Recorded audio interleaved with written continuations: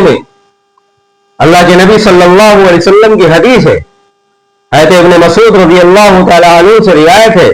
کہ فرمایا نبی صلی اللہ علیہ وسلم نے فرمایا جس شخص کے دل میں رائی کے دانے کے برابر ایمان ہوگا وہ جہنم میں داخل نہیں ہوگا، اور جس شخص کے دل میں رائی کے دانے کے برابر تکبر ہوگا وہ جنت میں داخل نہیں ہوگا۔ تکبر ایک ایسا فعل ہے جو انسان کو کھوکھلا کر دیتا ہے، اندر سے انسان کو ختم کر دیتا ہے اور اسے علم تک نہیں ہوتا ہے، وہ اپنی دنیا بھی برباد کر لیتا ہے، دنیا میں بھی لوگوں کے سامنے وہ ذلیل و خوار ہو جاتا ہے، اس کی سرکشی اور اس کی بڑائی اور اس کے گھمنڈ اور تکبرانہ انداز دنیا جان جاتی ہے، دنیا بھی اس کو گری نظر سے دیکھتی ہے اور اس پر لعنت و ملامت کرتی ہے۔ تو یاد رکھو تکبر کرنے والے کا انجام دنیا کے اندر بھی برا ہے اور آخرت میں تو برا ہی ہے۔ جس طریقے سے اللہ کے نبی صلی اللہ علیہ وسلم نے فرمایا، حدیث کا جو خلاصہ ہے، اگر کوئی شخص محض اپنی ذاتی خواہش کی بنا پر اچھے اچھے کپڑے پہنے